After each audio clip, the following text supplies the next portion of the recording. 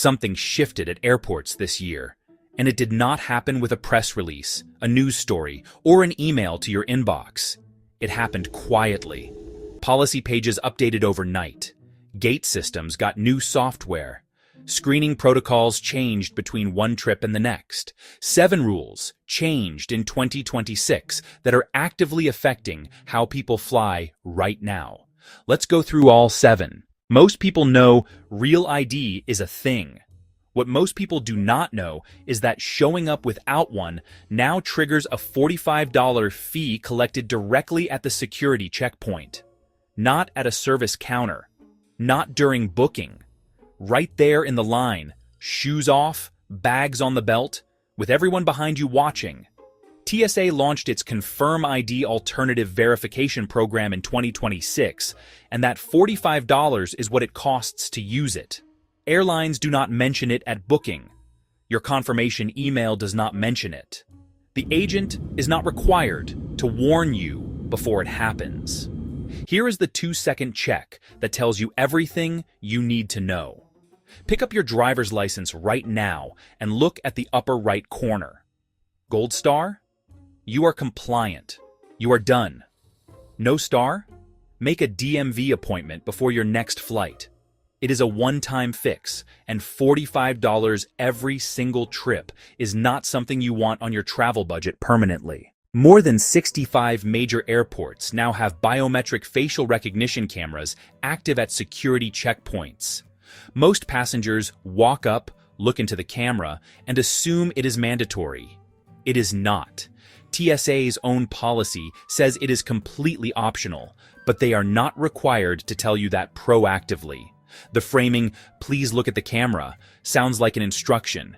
It is actually an invitation you have every right to decline. If you walk through without knowing, your facial geometry is captured and stored in a federal biometric database. You cannot change your face the way you can change a password. The opt-out is simple. Before you step up to the camera, tell the agent clearly, "I am opting out of facial recognition."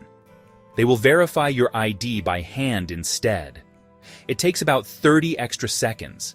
That is the entire cost of keeping your biometric data out of a permanent federal file. If you are one of the millions of travelers who chose Southwest specifically because bags fly free, this one is going to sting.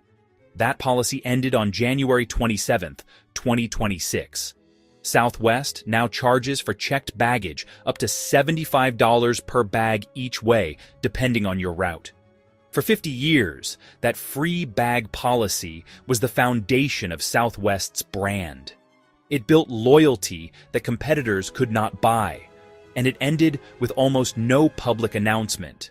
The travelers who got hurt most were the ones with bookings already made, purchased months in advance under the old policy. With bag fees, they never factored into the cost. 2 things worth knowing right now. The Southwest Rapid Rewards credit card still includes free checked bags as a card holder benefit. If you fly Southwest even twice a year, that card immediately pays for itself. And before you book any Southwest flight going forward, price it with the bag fee included and compare it against at least one other carrier. Southwest is no longer automatically the cheaper option. The math changed the moment the policy did. This one is catching experienced United flyers completely off guard. United tightened its check-in enforcement in early 2026. Confirmed seats are now being released to standby passengers earlier than before, and the decision is made by an automated weight and balance algorithm, not a gate agent. There is no one to negotiate with. There is no call you can make once the seat is gone. The system releases it, and that is the end of the conversation. The new safe window for domestic United flights is 90 minutes before departure. International, give yourself a minimum of 2.5 hours. If you have been relying on old timing habits, cutting it close because it always worked before, add 30 minutes to whatever felt safe last year. That buffer is now the difference between your confirmed seat and a standby list on a full flight. This is the one I mentioned in the intro, and it is the one that frustrates people the most once they find out it exists. Under the Air Carrier Access Act, passengers who need additional time or assistance boarding have a legal right to pre-boarding accommodation. That right has not changed. What changed in 2026 is how strictly airlines are enforcing the requirement that you request it in advance. Last year, walking up to the gate agent and asking worked. This year, gate agents have significantly less discretion, and what worked reliably before often does not work anymore. The process now requires you to contact the airline before you reach the gate. At booking, at online check-in, or by calling the airline directly. When you call, use this exact phrase, "I am requesting a pre-boarding accommodation under the Air Carrier Access Act." That phrase triggers a formal process the agent is legally required to follow. It is not a workaround. It is written federal law, but you have to know the phrase exists before you can use it. Now, you do. This one changes how you look at every boarding gate interaction going forward. In early 2026, Frontier Airlines confirmed that gate agents receive a $10 commission for every carry-on bag they send to baggage claim from the gate. $10 per bag, per passenger. Their official explanation was that it incentivizes consistent enforcement of size requirements. What it actually creates is a financial motivation for agents to find something wrong with your bag. A wheel that barely catches the edge of the sizer. A side pocket that bulges slightly. A handle that does not fully retract. Every one of those is a judgment call. And that agent now has a $10 reason to make that call against you. There is a two-part strategy that frequent flyers use to protect themselves here. First, measure your bag at home, fully packed with handles extended and all pockets out, not by eye, with an actual tape measure.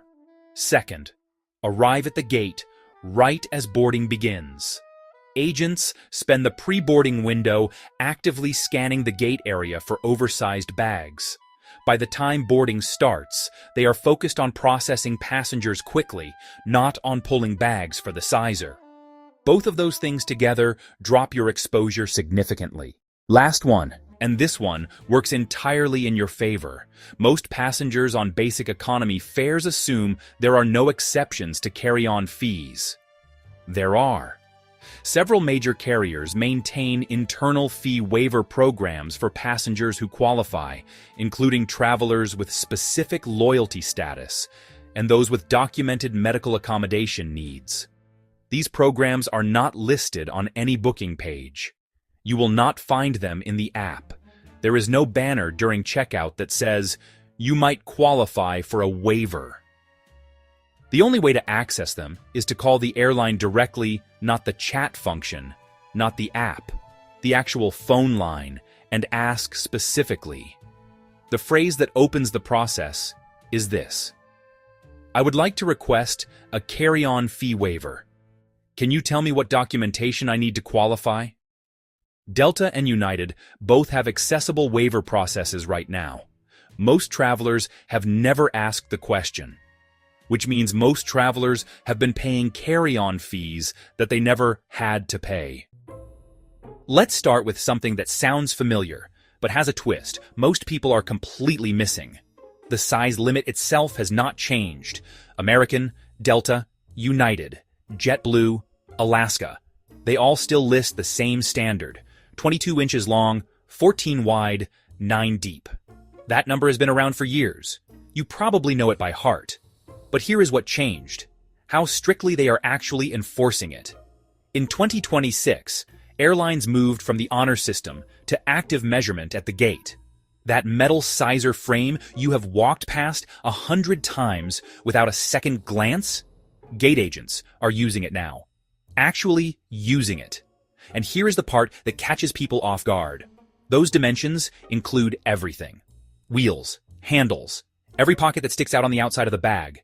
The interior capacity of your bag is completely irrelevant. Total exterior dimensions, fully packed, fully extended, that is what gets measured.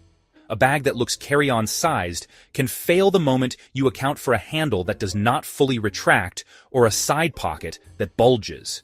Before your next trip, measure your bag at home. Fully packed, handle extended, all pockets out. If it is close to the limit, assume it is already over. Okay, picture this. You found a great deal on a basic economy ticket. You saved $40 on the base fare. You are feeling smart. You pack your carry-on, head to the gate, and then a gate agent stops you. Your carry-on is not included on that ticket. On basic economy fares, sold by American, Delta, United, and others, overhead bin access only comes with an upgraded seat or a carry-on fee paid at the time of booking. Otherwise, you are personal item only. One bag, under the seat. Airlines added this quietly.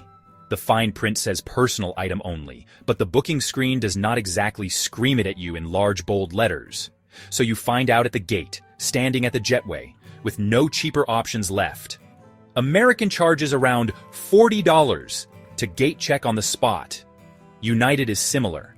And because you are already at boarding, you have lost access to the lower advance rate you could have paid online days ago. Every time you book a flight, check your fare class before you close that tab. If it says basic economy or light fare, go back and read the baggage terms fully. A $40 carry-on fee on a $79 ticket is not a deal anymore. It is an expensive lesson. This one is going to make a lot of people look at their luggage very differently. You bought a carry-on with an expansion zipper. More packing space. Smart, right? Most carry-on bags with expansion zippers sit right at the size limit in their standard configuration. The moment you zip that expansion open, even just partially, your bag gains 1 to 2 inches of depth. That is the exact difference between boarding your flight and paying a gate check fee you did not budget for. Here is the part that makes this worse. Gate agents have been trained to spot this visually. An overstuffed bag that bulges beyond its frame gets flagged immediately. Even before the sizer comes out, the visual alone is enough to get your bag pulled. And once they pull it, the outcome is already decided. That extra pair of shoes you tucked into the expanded section, they just cost you $40 to $75 at the gate. Travel with your expansion zipper closed. If you genuinely need more space, add a checked bag online at the advance rate when you book. It is almost always cheaper than what you will pay standing at the gate. This is where it gets painful. You booked with Frontier, or Spirit, or Allegiant, cheapest flight available. You are practically flying for free. You show up with your carry-on and the fee hits you like a wall. On budget carriers, carry-on bags have never been free. But in 2026, the fee ladder got steeper, and the gap between booking online and paying at the gate is bigger than most people realize. Book the carry-on online at the time of booking, around $30 to $50. Wait until the check-in counter, $50 to $75. Show up at the gate without paying, $75 to $100, per bag, per direction. Most passengers step on every rung of that ladder because they either did not read the fine print at booking or assumed they would sort it out later. Run the numbers. 2 passengers, 2 carry-ons, gate fees, round trip. You are looking at potentially $400 in bag fees on a flight you thought cost $100. When you book with a budget carrier, treat the carry-on fee as part of the base price and add it at checkout. It is always the cheapest moment to do it. Think you are safe because you only brought a personal item? This one is for you. The rule itself has not changed. Your personal item still needs to fit under the seat in front of you. But enforcement this summer is noticeably more aggressive, especially on full flights. A personal item should measure around 17 by 10 by 9 inches. The key word in that definition is under the seat, not in the overhead bin. If your personal item goes overhead, gate agents are now treating it as a carry-on. On a basic economy ticket, that triggers the gate check fee on the spot. An overstuffed backpack that is rigid, bulging, and clearly cannot compress under a seat gets pulled. The fee follows. Keep your personal item genuinely personal item sized. If your backpack is fully packed and stiff as a board, it stopped being a personal item the moment you overfilled it. You just have not been caught yet. This summer, the odds of being caught went up considerably. Here is a misconception I hear constantly. They will just gate check it for free. Most airlines charge for gate-checked bags. American and United charge around $40. Budget carriers charge $75 to $100. Gate checking became normalized during years when agents were practically begging passengers to volunteer their bags for overhead space. That voluntary process was free. The involuntary process, when your bag does not comply with the rules and gets pulled, is absolutely not. Know your airline's gate check fee before you leave home. If your bag is borderline on size, check it online at the advance rate during booking. It is almost always $30 to $50 cheaper than what you will pay standing at the jetway with 200 people in line behind you. Now, here is the part. Airlines definitely do not advertise, and it is actually working in your favor. Certain items do not count against your baggage allowance at all.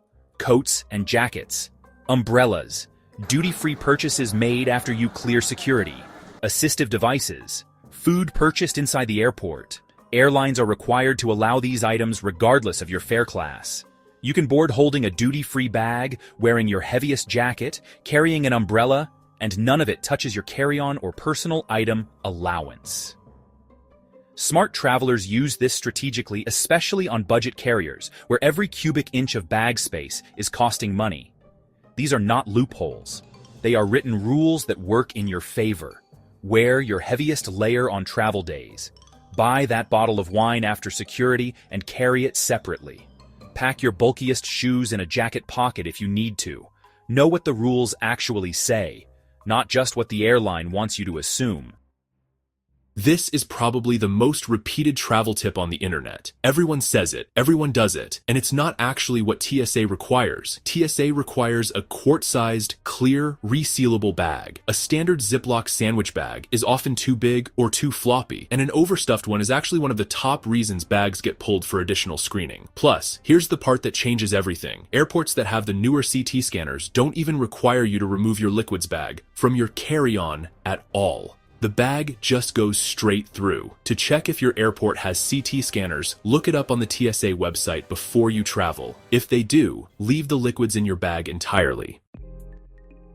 Pre-check is one of the best things you can do as a frequent traveler, but it is not a guaranteed pass-through security. Pre-check passengers are still selected for random additional screening, and in 2026, with new agents filling in at checkpoints across the country, random selection rates have reportedly gone up. Pre-check also does not get you out of the Real ID requirement. You still need a Real ID compliant license or a valid passport. Pre-check reduces friction. It does not eliminate it. You can still be stopped because you can.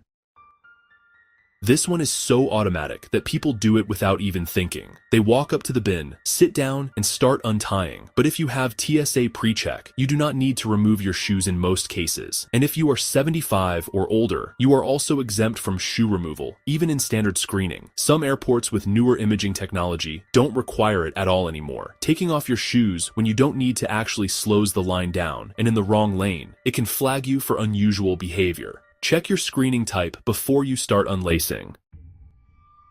I still hear this one constantly, and I want to put it to rest for good. TSA allows almost all solid food through the security checkpoint. Sandwiches, fruit, snacks, even a full rotisserie chicken, totally allowed. The confusion comes from spreadable foods, which TSA treats as liquids.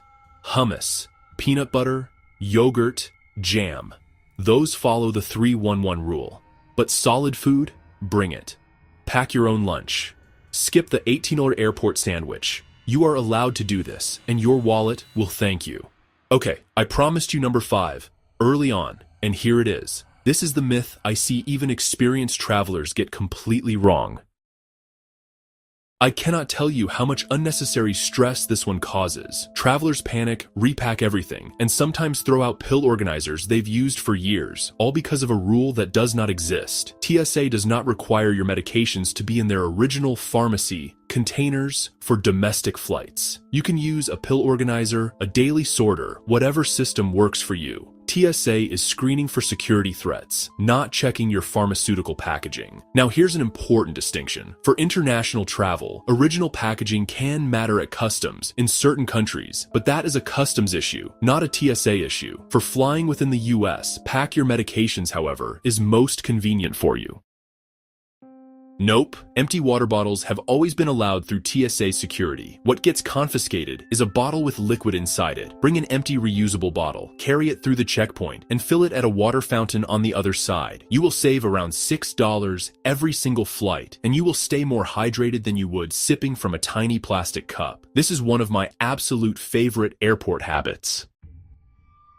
Most domestic U.S. airlines do not weigh carry-on bags. The weight limits exist on paper, but enforcement at the gate is rare. What actually gets you is the size. If your bag doesn't fit in the overhead bin or the gate sizer, that's where the real problem starts, especially now, with the carry-on crackdown happening at major airlines. Focus on dimensions, not weight. If it fits, it flies. Budget carriers and international airlines are a different story.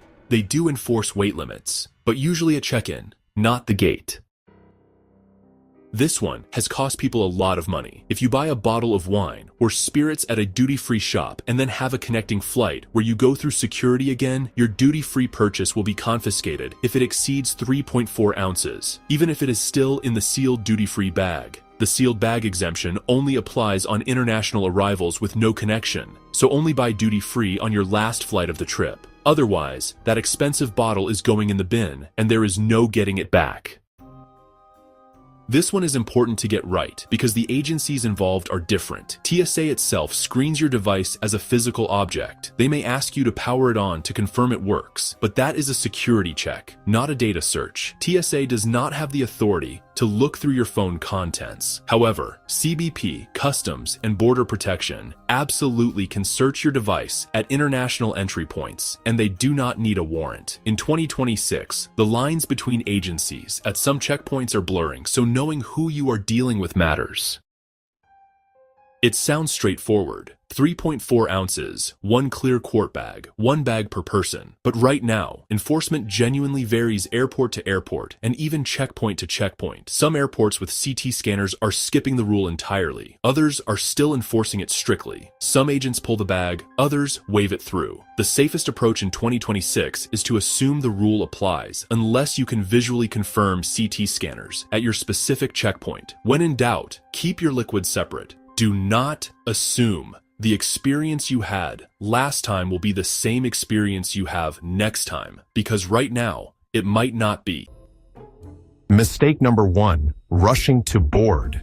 You think Group 1 wins the bin space war, but have you heard the new sound of American airports? American and United have installed sensors that scream at you if you scan before your group is called. But here's the real secret. As soon as your ticket scans, the airline stops their delay clock. They trap you in the jet bridge, a freezing, unventilated tunnel, for 20 minutes just to pad their on-time stats. Sit down, let the lice fight. Board last. The plane literally cannot leave without you once you check in. If they delay you for 4 hours, they will hand you a $15 digital food voucher. Do not click accept yet. In 2026, airlines are sneaking a settlement clause into the terms and conditions of that $15 sandwich. By accepting the voucher, you might be digitally signing away your right to the $650 cash compensation under EU Regulation 261 or the new US DOT refund rules. Ask the agent directly, does this voucher waive my right to statutory cash compensation? Watch them freeze.